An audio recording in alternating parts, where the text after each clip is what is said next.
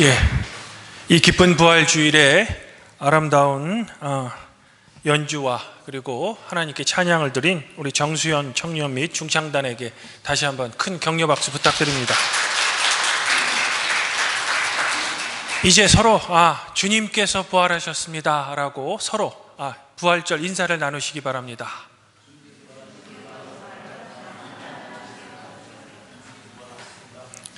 예. 하나님 우리 아버지와 우리 주 예수 그리스도로부터 오는 은혜와 평강이 이 기쁜 부활주일에 참석하신 우리 발복교회 모든 교우 여러분에게 함께 있기를 바랍니다.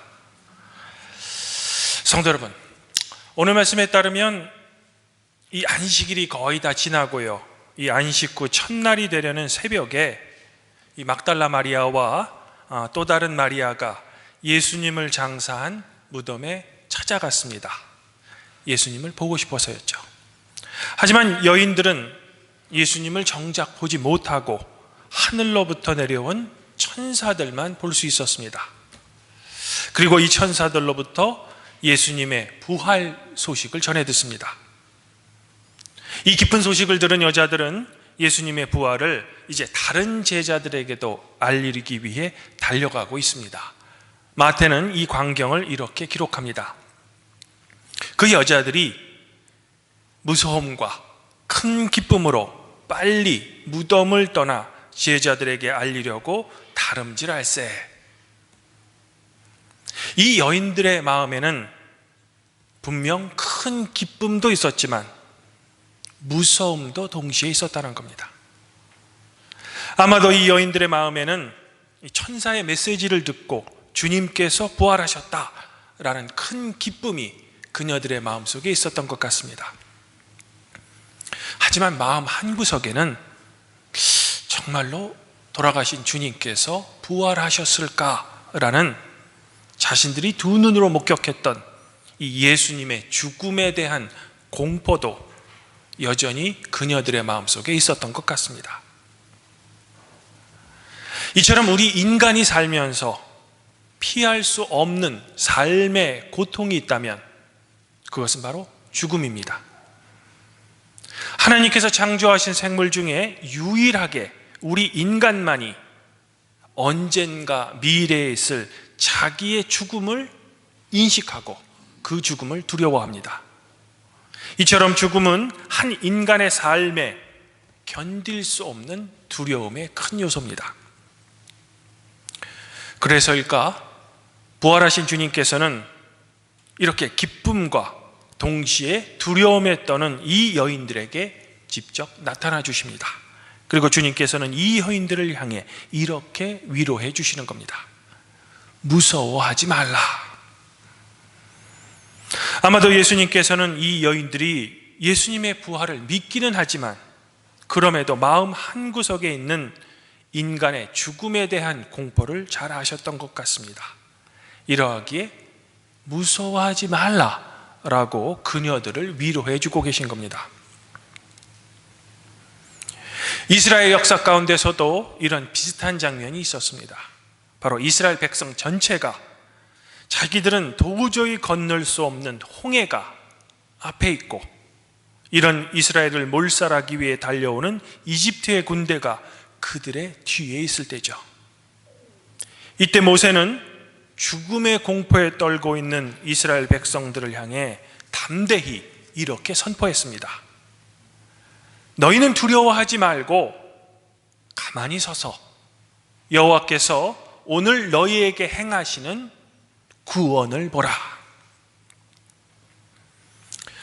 아무리 담대한 사람일지라도 죽음에 대한 공포는 분명히 있습니다. 그리고 우리 하나님께서는 우리 성도들이 죽음을 두려워한다는 것을 분명히 알고 계시죠. 그래서 예수님께서는 우리가 우리의 삶을 살면서 겪을 수밖에 없는 고통, 그리고 고난, 그리고 언젠가 반드시 미래에 있을 죽음의 공포에 대해서도 여러분들을 향해 이렇게 똑같이 위로해 주실 겁니다. 마치 오늘 말씀에서 여인들을 위로해 주셨던 것처럼 말입니다. 바로 무서워하지 말라라는 겁니다.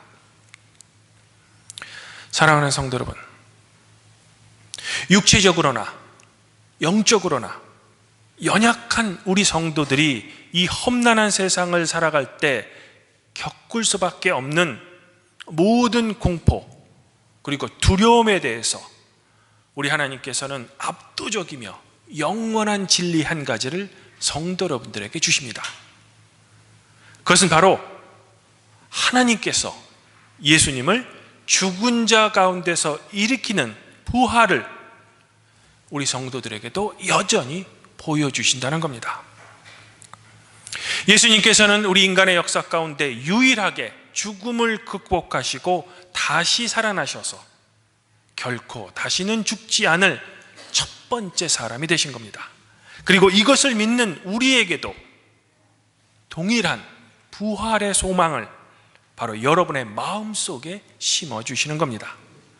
이처럼 부활하신 예수님이야말로 미래에 있을 바로 성도 여러분들의 부활에 대한 확실한 보증이며 근거가 되는 겁니다. 만일 예수님을 굳게 믿는 사람이라면 그 사람이 누구든지 예수님께서 오늘 이 부활주일에 성취하신 죽음에서의 승리를 함께 누리게 될 겁니다. 이러한 미래의 소망에 대해 사도 바울은 고린도전서 15장에서 이렇게 선포합니다. 사망아, 너의 승리가 어디 있느냐? 사망아, 내가 쏘는 것이 어디 있느냐? 사망이 쏘는 것은 죄요, 죄의 권능은 율법이라. 우리 주 예수 그리스도로 말미암아 우리에게 승리를 주시는 하나님께 감사하노니, 그러므로 내 사랑하는 형제들아, 견실하며 흔들리지 말고 항상 주의 일에 더욱 힘쓰는 자가 되라. 이는 너희 수고가 주 안에서 헛되지 않는 줄 알미라. 사랑하는 발복교회 성도 여러분, 삶의 두려움 또는 죽음의 두려움이 성도 여러분들을 집어삼키려고 할 때 성도 여러분들은 하나님께서 여러분에게 주시는 이 진리를 꼭 기억하시기 바랍니다. 즉 죽음을 이기시고 부활하신 예수님이야말로 바로 성도 여러분들의 진정한 구원자임을 말입니다. 예수님께서는 우리 개인의 역사 가운데서 정말로 죽음이 나에게 직면했을지라도 결코 성도 여러분들을 홀로 죽음에 내버려 두지 않으실 겁니다. 예수님께서는 우리의 육체의 그 죽음의 마지막 순간에서조차도 여러분과 함께 해주시며 여러분의 위로가 되어 주실 것입니다. 지금 이것을 굳게 믿으시기를 바랍니다. 하지만 부활하신 예수님의 놀라운 사역은 여기서 멈추지 않습니다. 부활하신 예수님은 예루살렘이 아닌 갈릴리로 가십니다. 즉 불의한 재판으로 예수님 당신을 고발하고 십자가에 못 박은 유대 종교 지도자들과 로마 총독인 빌라도에게 복수하기 위해서 예루살렘으로 가지 않으십니다. 오히려 예수님께서는 당신의 공생애에 많은 사역을 하셨던 갈릴리로 가십니다. 사실 예수님께서는 이미 제자들에게 내가 부활한 후에 갈릴리로 갈 것을 말씀하신 적이 있습니다. 그것을 여자들에게 알려주심으로써 제자들을 갈릴리로 부르신 거죠.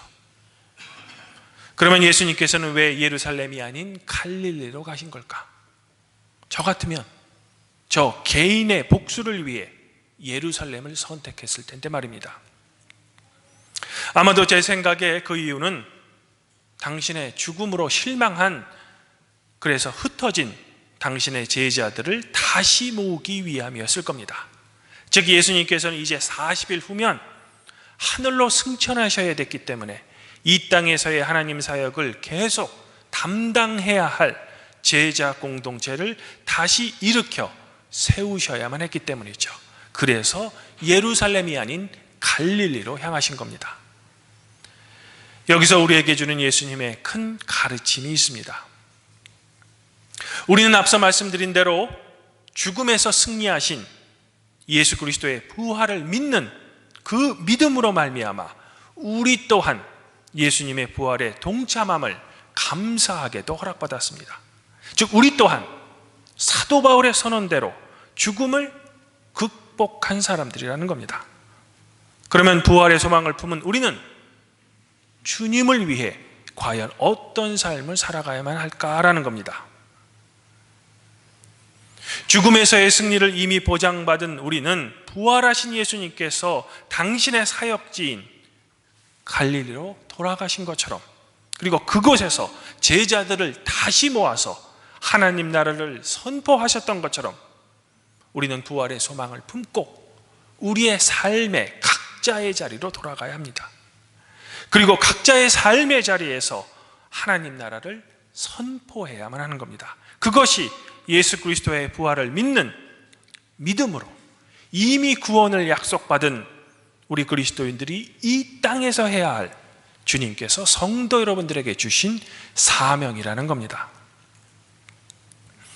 주님 안에서 한영지자매인 팔복교회 성도 여러분, 예수님께서는 오늘 부활주일에 죽음을 이기시고 승리하신 것처럼 이 세상을 심판하기 위해 다시 오실 것입니다.